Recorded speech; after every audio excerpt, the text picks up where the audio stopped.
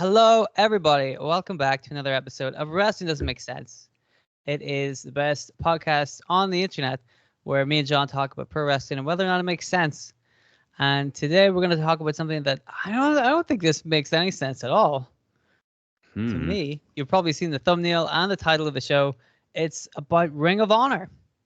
Ring of Honor having some tough times, and they have made a statement where they've said they're going to be restructuring.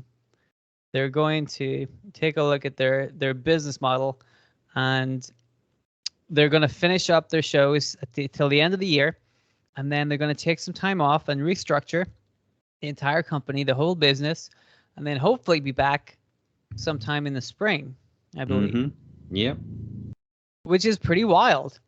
Yeah, it's kind of unheard of, really. Like a company taking this amount of time off and also releasing, the bulk of its talent as well. Yes. Which is a big shock.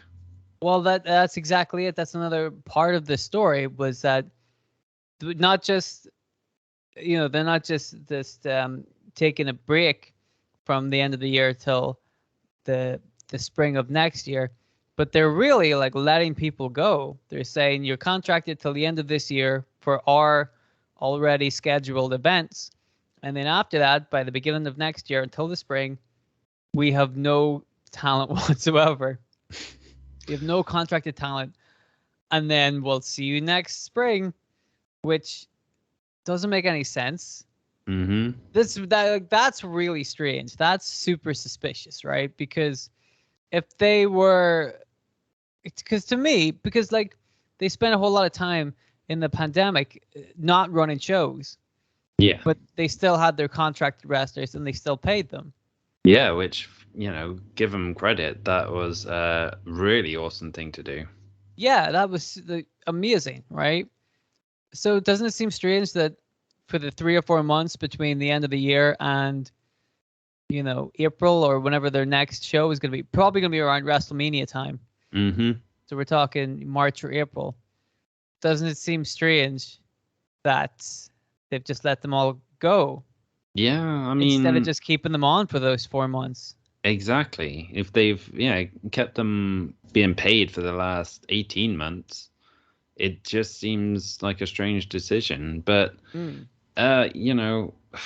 maybe when they say they're restructuring and reimagining Ring of Honor, maybe it's not just a case of like presenting the show and how they present the show, but they just want to like hit a hard reset and maybe bring in some new talent as well and just start from scratch, I guess. But yeah, I don't know. It does seem like such a strange decision. Right. I think it seems really strange. Like it seems like something's up. If they're willing to pay people through the pandemic, which was a great thing. I think we talked about how Ring of Honor seemed to be the best company to be part of during the pandemic because they didn't have to do any shows and also they got paid for it, which meant no cinematic matches. So Ring of Honor automatically won the rest and more of 2020. Hands down, because I didn't see a single terrible match from them. There you go. Although I think they started back up again. Was it the end of last year? Yeah, they started filming shows in like empty arenas, I believe. Still commendable that they were doing a good job. And very strange that they wanted, like you said, they want to do a reboot with no contracted employees. That seems strange to me because it's not that long of a wait, and they have a lot of really good people on their show. Like it's much harder for them to do a full reboot with talent that they don't even know if they'll have. Exactly, yeah. Like they have a lot of guys like, Jay Lethal and the Briscoes and Johnny Gresham. Like they have a lot of solid people there who are really good. And if they wanted to do a proper reset, they could have a handful of guys right there that would do really good work and then bring in other people around them and then slowly build those other people up. as your new show. But to get rid of everybody, because by the time April rolls around, everybody is going to be doing other stuff. They're going to get their bookings in. People are going to want to get Jay Lethal as soon as they can. Exactly, yeah. Especially over WrestleMania weekend. Mm-hmm. Because that's when shit's going to be super popular. So it seems so strange to me that they would get rid of everybody. Because they've pretty much got rid of everybody. Yeah, and well, the thing is as well, you got to remember, Ring of Honor has been owned by Sinclair Broadcasting Group for pretty much the last 10 years. And they are like a huge company with absolute shit ton of money behind them as well. So it's not as if you'd think like, they need to cut costs or anything, because like you say, they haven't really had that many shows in 2020. It was only towards the end of the year that they started recording shows again. So that must have cut down on costs. And even though they were still paying their talent throughout the pandemic and not bringing anything in from live events and stuff, if the coffers are as full as we're led to believe about Sinclair, then it just, I don't understand why. Well, I don't think it can be something which is going to be to do with money necessarily. I just think maybe the decision is coming from a place of like trying to be more competitive with the other wrestling shows out there. Like in terms of, you look at Raw and SmackDown, obviously are live shows every week. Dynamite is a live show every week, and maybe that's the kind of thing they want to start like getting into, and having that sort of anything can happen quality to the show. Whereas like, for the past 10 years or so, they've done mass tapings across like a couple of days or whatever, and those shows have been broadcast in hour blocks over a certain number of weeks. So maybe they want to switch up their way of presenting Ring of Honor on television, just to become a bit more competitive with the big names that are still out there. I hope that doesn't mean sports entertainment. Well, yeah, I wouldn't have thought so with Ring of Honor, but you would hope not, because that's been the best thing about Ring of Honor, is that they really were a total alternative. Because sports entertainment is so ingrained in wrestling these days that's what people think of, the over the top, silly, goofy, whatever, crazy gimmicks and all sorts of showy flashiness. That's a big thing in American wrestling. Is the over the topness. Everybody's a character, everybody's something. And Ring of Honor was quite good at just being a wrestling company. Yeah. If you wanted to see like the best wrestlers in the world, really, you would go and watch Ring of Honor. And they've been doing that since they started. If you look at the wrestling companies now, the best wrestlers in those companies started in Ring of Honor. Mm-hmm. And that's, just the way it is. That just seems to be the best place to go and watch actual, legit, honest to God pro wrestling. And the idea of them changing their company, because that's what put the fear of God into me whenever they said that they were kind of restructuring to make it a different product. I'm like, don't make it the same as all the other bullshit. Because I'm fed up to the back teeth of this fucking shit. I just want to see some wrestling, If they start making it fucking WWE light again, because that's what all the other companies are like. That's what happened to Impact. They just became WWE light, and people stopped watching it because it got already boring to see that. And AEW to me is a WWE light product. It's just sports entertainment with different people, and more illogical rules. So I don't want to see it just turn into another one of those companies. That was the fun thing about Ring of Honor, is that it was different because it was pro wrestling. That was the strangest part of it all. It was the only one that fucking had the balls to just have people wrestle. And the idea that they would retool it to try to make it more of a popular product makes me think that they're gonna turn it into some kind of stupid, over the top bullshit. You know?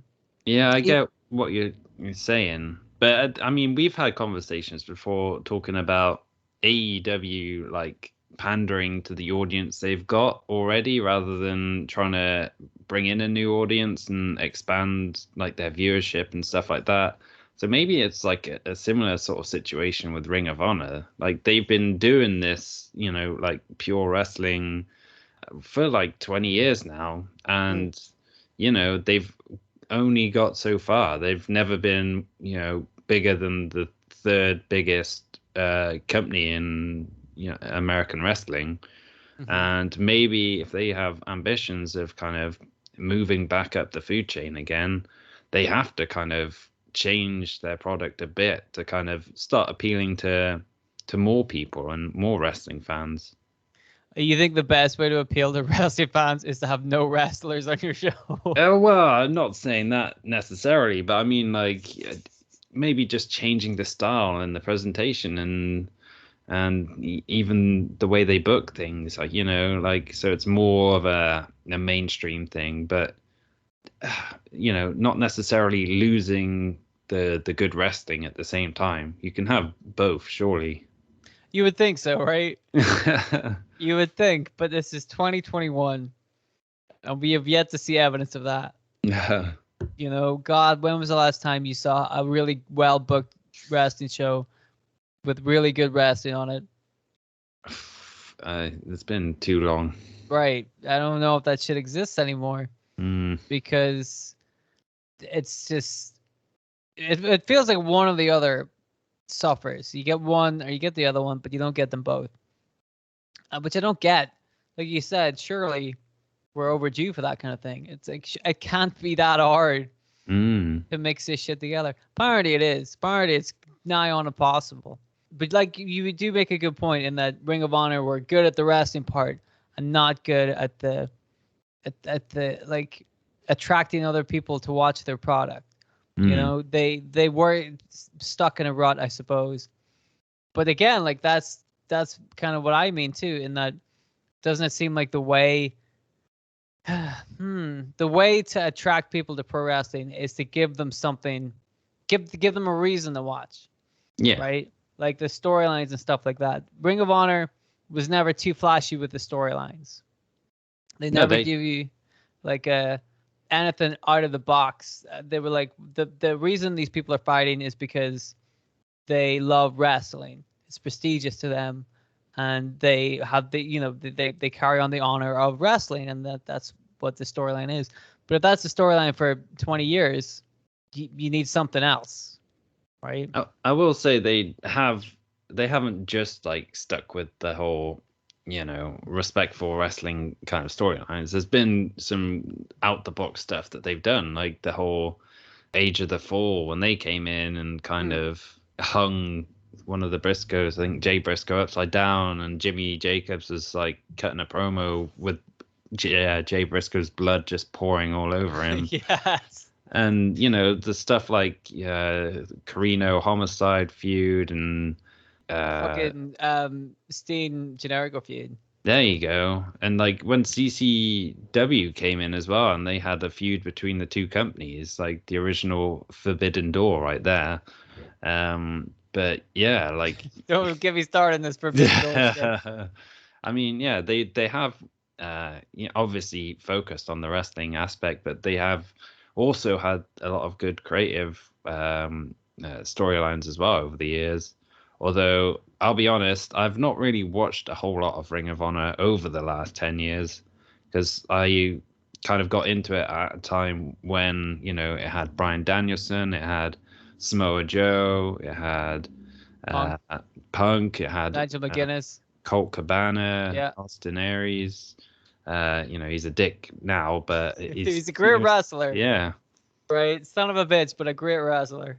But yeah, all these names who were like, you know, cutting their teeth there and then ended up going off to other things. And as soon as they started leaving, that's kind of when I lost my interest as well, to be honest. Right. I mean, whenever you make a good point about them having some storylines, but I mean, like you said recently, a lot of those guys left, but also there haven't been any of those storylines that get people talking in the wrestling world, right? Because that fundamentally, you know, we can sit and split hairs about how to make a good wrestling show, but to me, what you want to do is get people talking. You need to get people outside of wrestling talking. You need to get the people inside wrestling talking too. But the way to really get your company over and to get more viewers and shit like that is to do shit that gets other people talking. And historically, all the best storylines have done that. They've made other people go, wow, I got to check this out, right? Mm-hmm. And that goes all the way back to, you know, in the 90s when they kicked kayfabe out the door. At the same time, they still had storylines like the NWO, which was big and really interesting. And they had Steve Austin against Vince McMahon, which was great storytelling. Even though a lot, when you look at it, like a lot of the times, it was like a bunch of bumps in the road. But the guys involved with that were really, like Steve Austin and Vince McMahon are pros. They knew exactly what they were doing, even if sometimes the stuff they do was a bit silly. Like, they were really good at it, and the story itself was compelling. People wanted to see Vince McMahon get his comeuppance. They wanted to see Steve Austin win. Like that, the story was compelling, and people wanted to see that. And then as shit goes on, you know, then once people are paying attention to the product, then they're going to pay more attention to guys like The Rock and Triple H and stuff like this, right? CM Punk doing the pipe bomb. We talk about this all the time. Huge, right? But it was a storyline. Something happened. CM Punk came out and blurred the lines and made people go, is this shit real or not? I don't know, right? And then once they're paying attention, then they can see all this other stuff that's on the show. John Cena was already a pretty big name, but he got bigger from like doing other stuff, right? Yeah. You always feel like John Cena got over just because of the WWE's like relentless, you know, it's the John Cena show. You know, you have a guy on the TV for 15 years at the top. People are they're gonna know his name eventually. You know. But CM Punk made people go, "Oh, this is interesting. Did you see this? Have you heard about this?" Right? And that's how you get people over. Storylines like that. They don't have to be storylines where, can you believe the fucking clown show they put on last night? That was awful. But good, compelling stuff that gets people to watch. And a lot of that stuff, like you said, there was some good stuff in there. But for the last 10 years or so, when was the last time you heard about a really kick-ass fucking Ring of Honor storyline?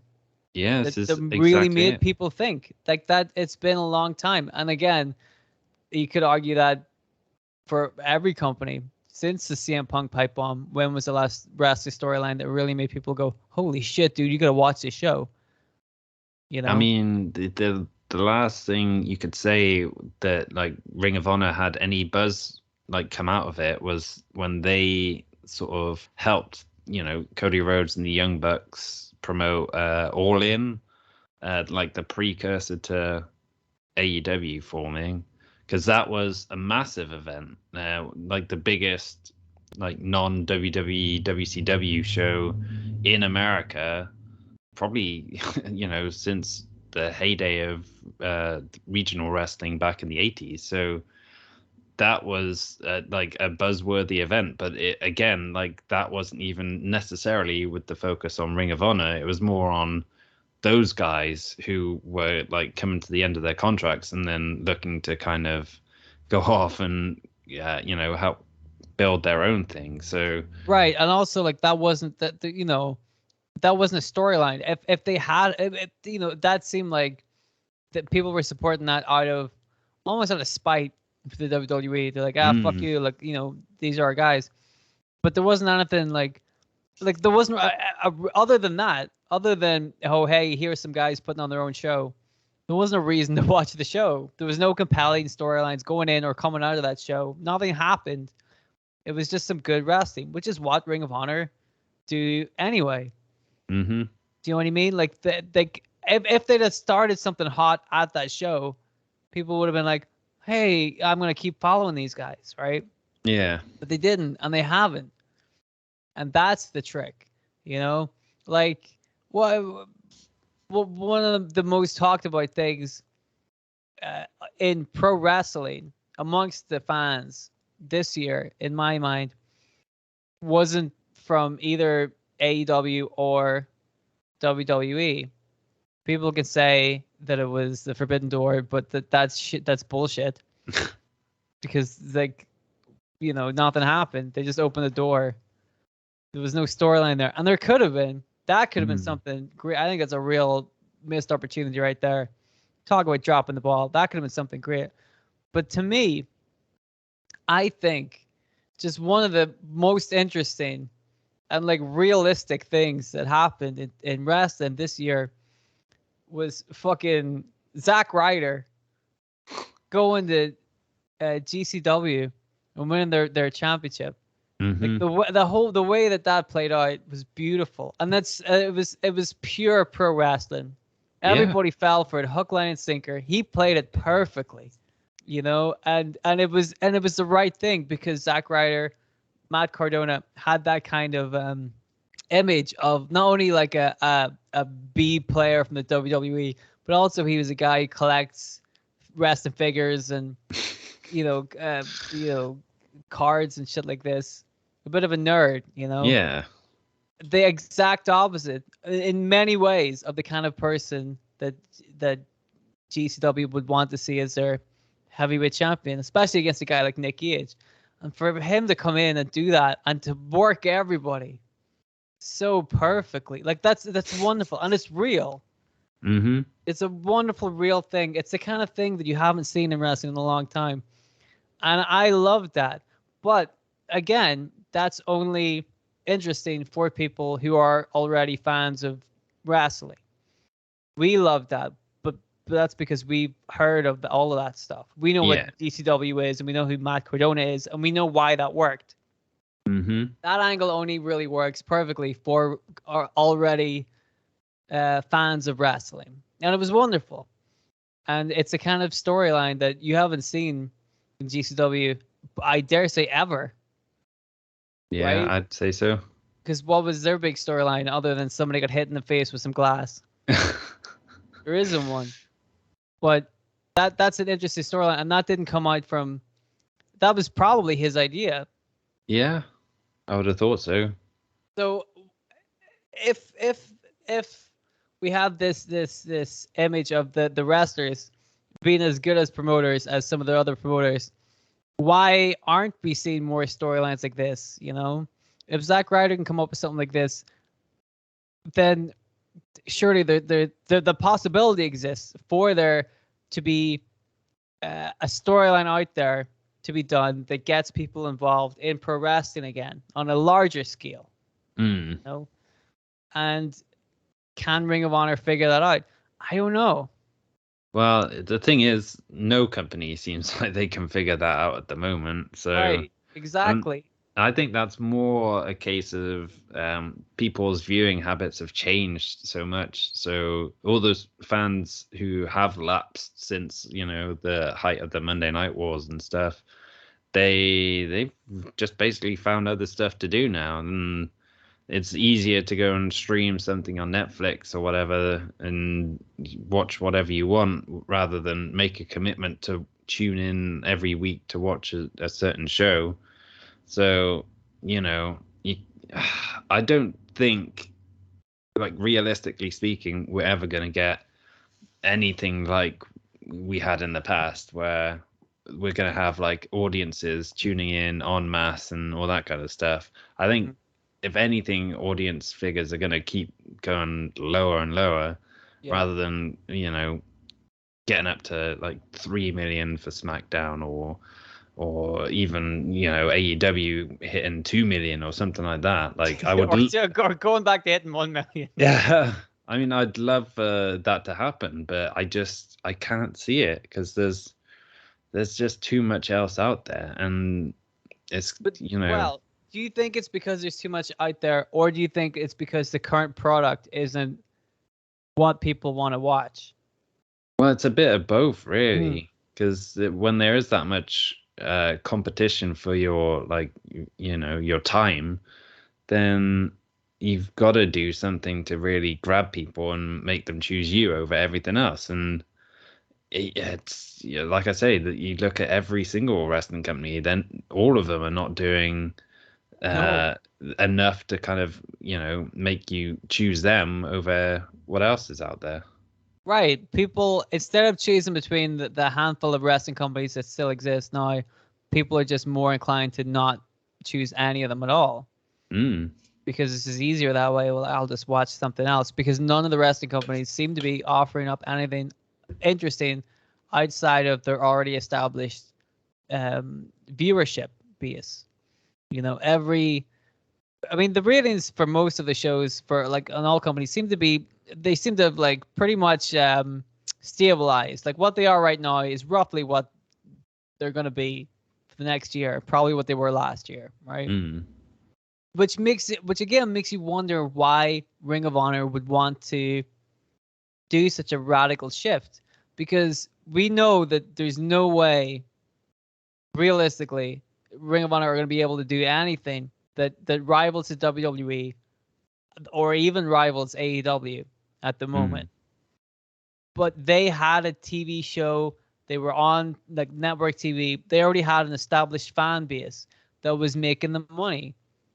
Like Sinclair have loads of money, fair enough, but they seem to be happy enough with the ratings their TV show was getting. Money was coming in.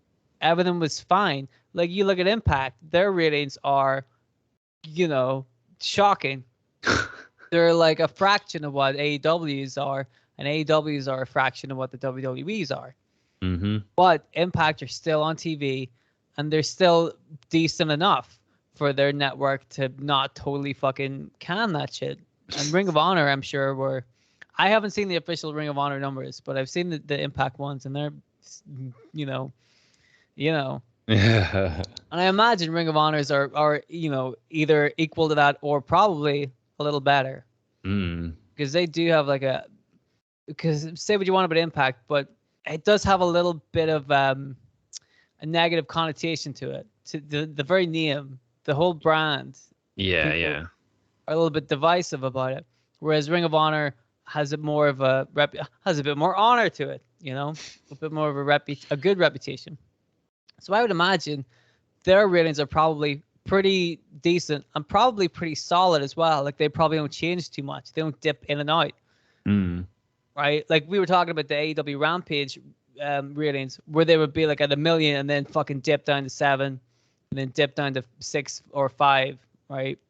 Which is a marked change. Whereas I would imagine Ring of Honor's ratings are probably going to be pretty steady for the most part. So given the fact that they're never, realistically, with all the best will in the world, they're never going to be able to do something that puts them up to be the second banana in the wrestling business industry at the moment. There's nothing they can do to make them more viable than AEW. And they already had a good fan base. They already had a good thing going. Why would they want to change all that to try and rebrand themselves? Like you said, it's already hard enough to get people to watch wrestling. And if you already have that established fan base, to stop that and say, we're going to change what you people already like, but we're not going to tell you what we're going to change into, that's going to lose some viewers. It could lead to a thing where people tune in to see what's going to happen, but that should only, again, if you look at the Rampage ratings, that should only last you so far. You need something else. You need something substantial. And if you've let go of all of your fucking talent already, before you've even announced what your shit's going to be like, how are you going to be able to like get a lot of those people back? It seems like that's why it's such a strange move, because they're going to keep their TV. They're going to put like highlights and stuff on of old Ring of Honor shows till they get to April, till their next pay-per-view. But they could have done that anyway. They could have done that with their contracted people or half the contracted people, because if they are doing a reboot, you would assume, since all the people have been let go, all their championships are going to be vacated. So everything's going to be a full. But you can do that with those people still on board. To have nobody contracted and to just say, I hope you guys come back in April, is a pretty big assumption to make, especially when we've seen AEW like just hoovering up people left and right.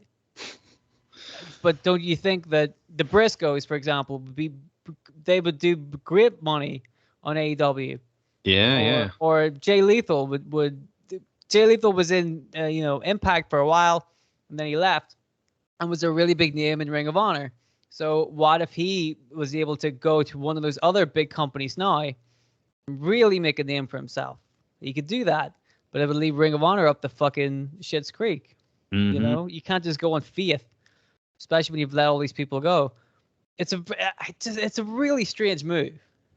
It's a risk, like I guess they kind of weighed it up as the risk versus the reward, and they think, okay, yeah, maybe our ratings have stagnated, maybe the pandemic and not having any new shows for a long time meant they've lost viewers, and they haven't really regained them since coming back, because no one really likes watching wrestling where there's no crowds and all that kind of jazz. So maybe they're thinking, okay, we need to do something drastic here just to kind of rock the boat and try something new, and like just get some fan interest in the product again. And in that sense, I can kind of see why hitting the reset button is like a good idea, in terms of just because it creates some buzz, and like you say, it's similar to like Punk's debut in AEW, where people will tune in just to see what it's like, at least initially. So it'll give them a small boost to begin with, and then it's all about, can they keep that and build on it and maintain it. But at the same time, you like, if you're looking at the history of professional wrestling, and the last time a company did something like this is probably WCW back in the year 2000, where they basically they realized they were on this downward trend, and they thought, okay, we'll have Vince Russo and Eric Bischoff hit the reset button, strip everyone of their titles, and split the roster into like the old blood and no, was it the new blood and the Millionaires Club? There you go. And obviously that didn't exactly work out for WCW, because they went out of business within a year. So yeah, pretty much a year later. Yeah. No, I think they did the reset in about March or April of 2000. Mm-hmm. And went out of business in April or March 2001. So roughly about a year. I mean, you could argue part of the problem there, Vince Russo. Yeah. But again, they did a hard reset, but they still had their people in place. Mm-hmm. If they got rid of all the wrestlers and said, we're getting new wrestlers, that would have been the scene. But they had all their older guys there, and they just kind of shuffled it about a little bit. Yeah. They tried to focus less on some of the older guys and put more attention on some of the younger guys, which I think is a good idea. The way they did it was a bad idea. Fucking Billy Kidman versus Hulk Hogan. Are you sure that's a good idea? Or making the new blood the bad guys? Yeah. Like these new punks that nobody's really sure of who they are, make them the bad. I mean, it's very strange way to do business, And also, WCW 2000, historically, nobody's favorite period of pro wrestling. You and me, we watched some of those shows before, and not so good. Yeah, I'd say so. Although I think the ones we were watching were like slap bang in the middle of the Russo era. Mm-hmm. Which was what it was. Yeah, it was very much Russo. Yep. So long as they don't have Vince Russo on board, they should be okay. What if they do? Then Ring of Honor is fucked. Right, but what if like we said, the one thing that Ring of Honor has been lacking is that kind of showboatiness, that sports entertainment era, right? They can do the wrestling now, no problem, but they haven't done any of that other stuff that gets people watching. What if they think, well, you know who's really good at that shit? Vince Russo. Because that seems to be the way people think these days. To be fair, not for a while. People seem to be putting a lot more faith in the Vince Russo these days. And I'm like, does nobody remember what we had to sit through? You know, people look back at the Attitude Era with rose-tinted glasses, and I'm like, wasn't all good, man. Yeah, a lot of bullshit, and a lot of that was Vince Russo's fault. Thankfully, no one in power is thinking, maybe Russo has some good ideas. So it's not like Tony Khan's going to ring him up and hire him up, or Vince is going to be like, Vince, I need a good idea. Well, we've seen Tony Khan's ideas without Vince Russo. Imagine how they involved the Ghostbusters. So maybe Tony Khan doesn't know everything. And also, we've seen fucking Vince McMahon's ideas too. A lot of that shit's bullshit as well. Mm-hmm. So it's tricky. Hopefully, we're gonna see something without Vince Russo. That would be nice. But I don't know, man. I feel like something's up with this whole thing. It's very, very strange. I don't think that they'd be able to do a reboot the way they're talking about doing it, with no contracted people, with no plans in place.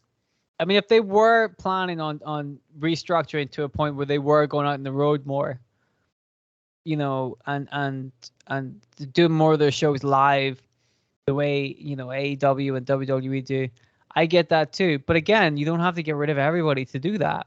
Mm-hmm. You can put. This is what's getting me, man. You can press pause on the company. You can do a whole reboot if you need to, but that doesn't mean gutting the entire company, because then who's left? What is Ring of Honor right now? Who are the people making these changes? Yeah. You know what I mean? Like who is it that's still contracted with Ring of Honor who are figuring these changes out? That's what I don't get. If they've let go of everybody, who's the one, or who's the group of people that are changing things and figuring this shit out, Mm-hmm. And that's stuff I don't think we have answers to, do we?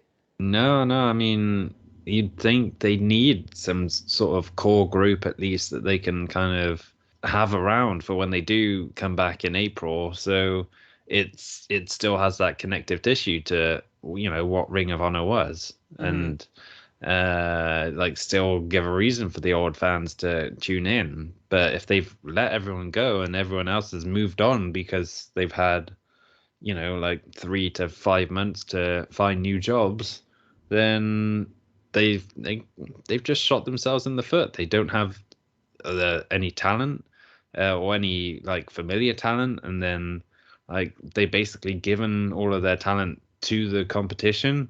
And it means they really do have to start over from scratch then, because they got to work even harder to introduce all the new wrestlers that they do sign, which might be wrestlers who the casual fan aren't familiar with already and aren't invested in. So that just makes rebooting all the harder as well. So yeah, it's just baffling, man. Baffling, isn't it? You could say it doesn't make any sense. Mm-hmm. There we go. We got it in. I have a little theory that I'll put past you in a second. But didn't you say you'd find a little interview with Joe Koff? Yeah. Who's the CEO of Ring of Honor, and he basically says he's just happy with his roster and with the TV show and everything. So happy that he's gonna say fucking get rid of it all. But the trouble is, they didn't have a good television home, which meant that their resources were kind of dwindling a little bit.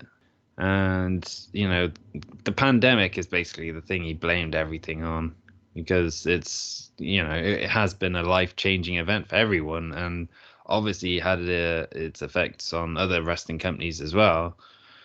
But yeah, it sounds like it just kind of threw them off their plan of action in such a way that they've kind of had to take this drastic action now, and yeah, so that's why they decided after Final Battle on December the 11th, that's it for new shows coming up. I mean, that interview didn't really clear anything up, did it? No, I mean, he was asked as well about if, like, you know, about the people like us who kind of wonder if Ring of Honor is actually going to come back. And he's, you know, he's trying to, like, alleviate those kind of concerns and say, no, it's not like there's something sinister going on behind the scenes or anything like that. It's just figuring out what they want to be and how to make it so they can present that product in the best way possible going forward. And yeah, he's even come out and said like he's not going to change the feel of Ring of Honor too much, so it starts feeling like AEW or WWE. He wants it to still feel like Ring of Honor, but you know, it's going to be Ring of Honor 2.0, I guess, which like if it's anything like NXT 2.0, not a good thing. We're gonna see Chucky turning up. Excellent. Maybe. Well, we can only hope, you know. Pro wrestling just isn't the same with like Chucky turn. I don't know why they keep going down that route. Not the first time Chucky has turned up. Very strange. Maybe we'll see RoboCop. Hopefully, man, that'd be awesome. Been a long time since we've seen RoboCop. You know, well overdue for another one. Yeah. So let me put this side to the ether very briefly. They want to put on a new show. They want to take time out to figure out what exactly they want to be. You know, they're getting rid of all their contracted talent, which is very strange. Do you think coming up what the restructuring is going to be an amalgamation of a lot of these other companies? Do you think Ring of Honor is going to turn into like an umbrella company to show like GCW and other independent wrestlers, but they can all like come together? Like if you want to use the Forbidden Door bullshit analogy, we can do that. But one of those things where like a lot of these guys come together under one company name and do business that way. Do you think that's what Ring of Honor is going to turn into? Because they've got rid of all their contracted wrestlers. Is that because maybe they're not going to do contracts in those ways anymore? Maybe they're going to change contracts to be a little bit more open and not so exclusive. And Ring of Honor is going to be like, it'll be its own thing, but like kind of like the NWA, I guess, where like it's an established kind of company, but other people come in from the outside, like a revolving door.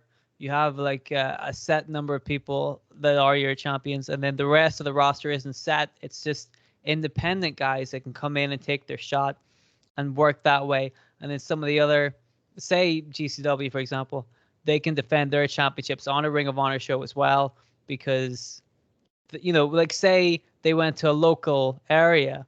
If they're touring and they have a handful of people that work for Ring of Honor, they can get a lot of their talent from the local area and use that to promote the local area's wrestling show as well under the Ring of Honor umbrella. And that way they're contracting less people, they're getting more people on the show, and can show them on like TV or on the internet under an established name like Ring of Honor. What do you think about that? I mean, I think that's not the best business plan moving forward. Right. It wouldn't make a whole lot of sense. But like, it wouldn't make any sense from a strictly money-making point of view, because if you want to grow your brand, well, to me, like, it's bizarre. The whole thing of them getting rid of the wrestlers is bizarre, because now you're getting rid of all the, if you had any brand name at all, you're getting rid of that, which is weird. So if they were to do something where they work with all these independent guys, you're pretty much saying that there is no big names or whatsoever, and it's harder to draw people in. But that would be such a radical shift, and a shift towards more like independent pro wrestling, the way pro wrestling was. Like, I don't know what else they can. To me, it's either something like that, or it's something like sports entertainment. Yeah. I don't know what else they could, what other, because they said stuff like they were taking a shift into figuring out what the company's supposed to be. The company already is something. Yeah. Like, what else could they possibly do with Ring of Honor? You know, to make it more wrestling based, other than some of the stuff we've just said. Well, this is why I tend to think it will be more of a sports entertainment style that they're aiming to come back with, and Yep.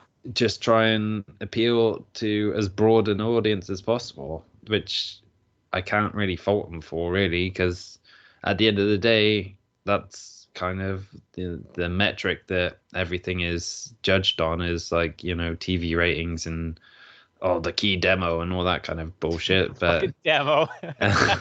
but yeah, like, and they, like you said earlier in the podcast, like, they are so far off the pace in terms of ratings, like, below Impact, and barely making a splash in the water, really, compared to the big dogs. So they kind of need to take this, or at least they feel like they need to take this big swing at something different. And I kind of respect them for it, even though it doesn't make a whole lot of sense in terms of shaking the boat and everything, and potentially screwing themselves over completely. But yeah, I mean, I'm pulling for them. Hopefully it pulls off as well, and they get what they're after out of this. But it's risky, man. Very risky. Seems like an uphill fight, doesn't it?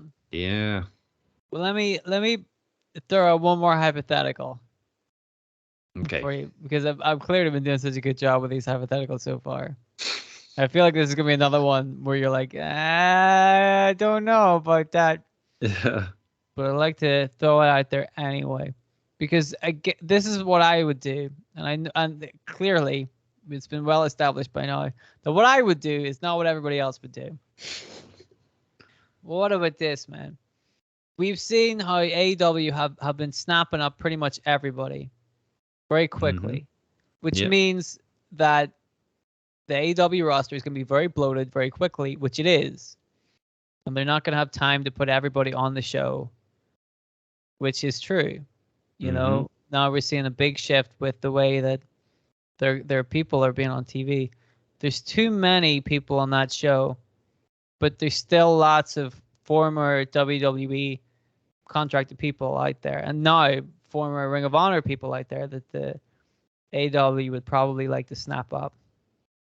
So Ring of Honor, if they were to go down the route of the sports entertainment, they would need something really big in order to get people talking, right? Yep. Like a big name. Yeah.